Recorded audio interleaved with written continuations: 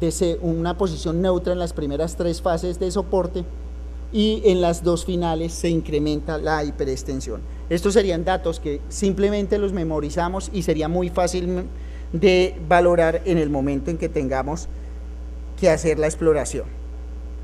Aquí ya tenemos el balanceo, miren que el balanceo empieza en cadera en flexión, el balanceo es en flexión, jamás hay extensión en el balanceo de la cadera. En el miembro inferior también empieza en flexión grandísima, es decir que es el momento donde uno tendría que trabajar. Cuando hay problemas de rodilla es una fase que no podemos olvidar, el balanceo inicial, que es el momento en que el pie abandona el piso. O sea, esa sería una de las fases que tiene que trabajarse con mayor insistencia hasta terminar a 0 grados. Lo mismo en el tobillo, que empieza con 5 a 10 grados, pero luego logra una postura neutra. Lo que pasa con las metatarsofalángicas es que no tienen movimiento durante el periodo de balanceo. Yo quisiera como dejarles un tema que en Colombia ha causado innumerables problemas y lo digo también con plena responsabilidad que me corresponde, porque fui una de las personas que por mucho tiempo de pronto di un consejo no favorable por el desconocimiento de la biomecánica de la marcha. Es fundamental que ustedes tengan un estudio claro de lo que es la fuerza de reacción del piso. La fuerza de reacción del piso que genera momentos, torques, y si recuerdan en física que es un torque, es un efecto de giro. Si yo tengo claridad absoluta que en la fase de la marcha de contacto inicial, miren, esta línea roja me está representando la fuerza de reacción del piso. La fuerza de reacción del piso en el tobillo pasa por detrás. El hecho de que pase por delante o por detrás de una articulación me está favoreciendo que genere un momento de flexión o de extensión, ¿sí?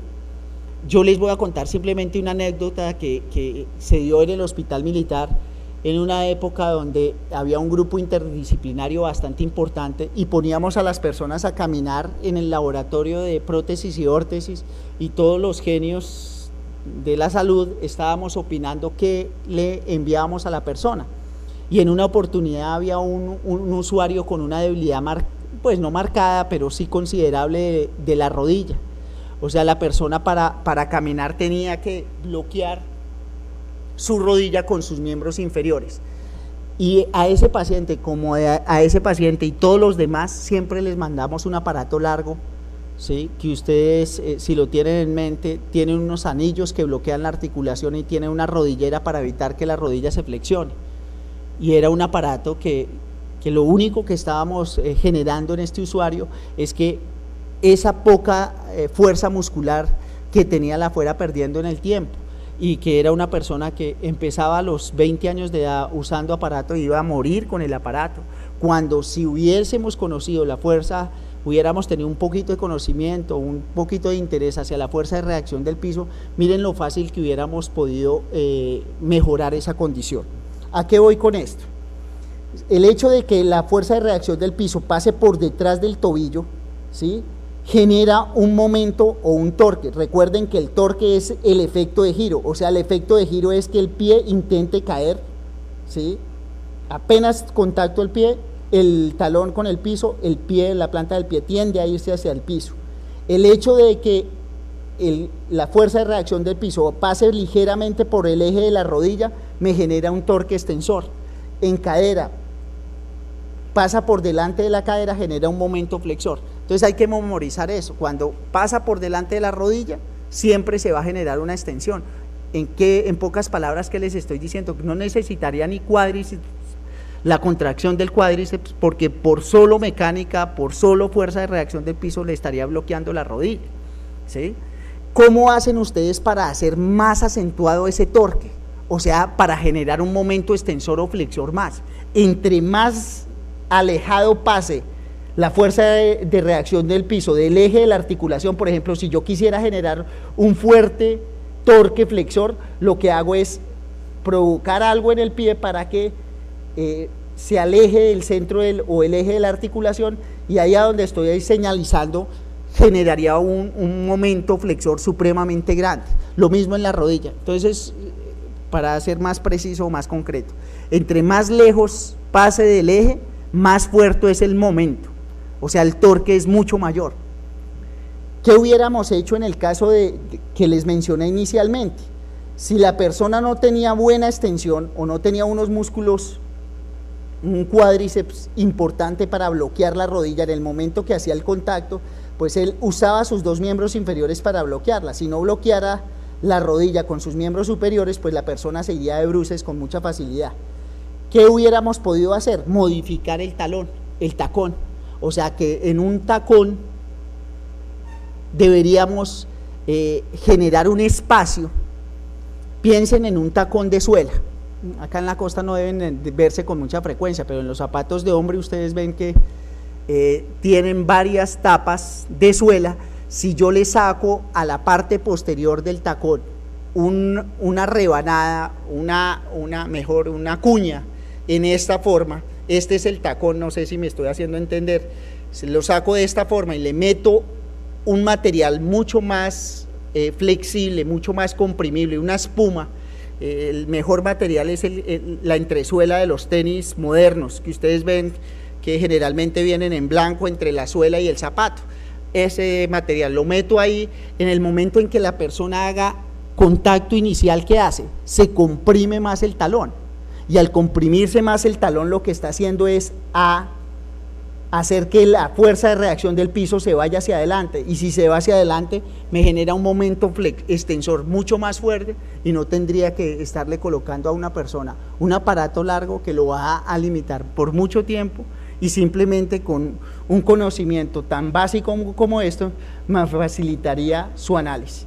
Esto lo pueden consultar cada una de las fases de la marcha. Este es simplemente el análisis de la primera fase, que es el contacto inicial, pero ustedes podrán revisar en la literatura que cada fase tiene toda una característica, cuáles son los músculos que efectivamente actúan, qué tipo de contracción se da, si es concéntrica, excéntrica, o simplemente si no hay contracción, y se van a llevar sorpresas, porque siempre lo aprendíamos de manera memorística, que en tal fase se contraían tales músculos, y se van a dar cuenta que no nos decían la verdad.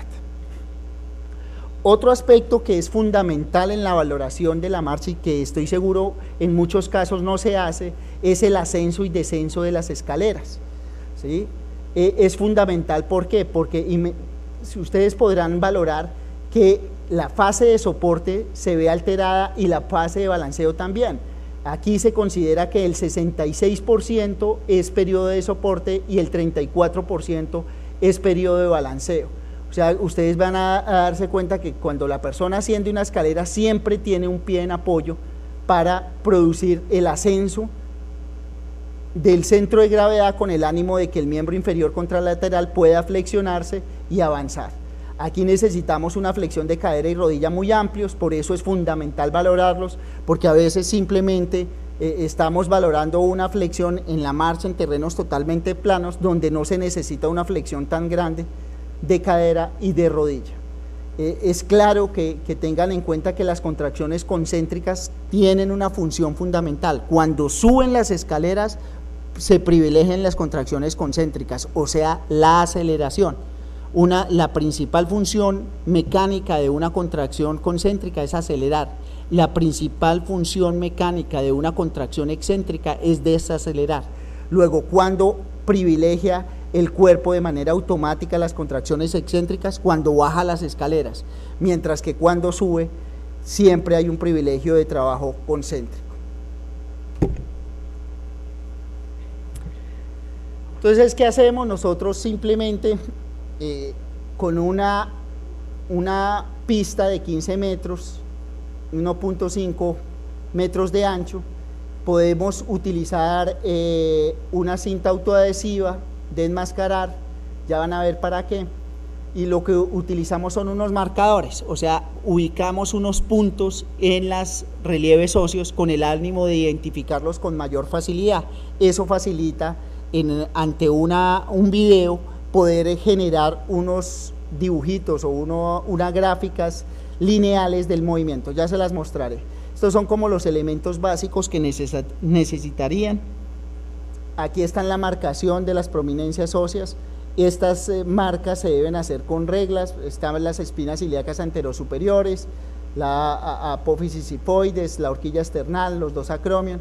Esto me determina, esa línea me va a determinar el movimiento de la cintura escapular, si está exagerado o no, mientras que esta me hace visualizar con mayor facilidad el movimiento de la pelvis. Aquí tienen a nivel de la rodilla, en el cóndilo externo, en el maléolo 2 centímetros por debajo del maléolo peroneal, el trocánter mayor, el acromion, la cabeza del radio y la apófisis estiloides del radio. Muchas veces, sobre todo los estudiantes cuando están aprendiendo, pues no son tan rigurosos en la marcación y eso puede llevar a alteraciones en la confiabilidad de la prueba. Este es un formato que hemos propuesto donde básicamente hacen el sistema, o eso es la forma de hacer el registro mediante un sistema de calificación. Aquí están los datos personales, esto es algo fundamental. Otra de las cosas que dejaría en el ambiente es un estudio juicioso de los diferentes tipos de marcha con muletas. A veces llegan en el consultorio y uno le pregunta al personal de asistencia qué tipo de marcha está haciendo el usuario y no tienen una descripción detallada, si es de 2 puntos.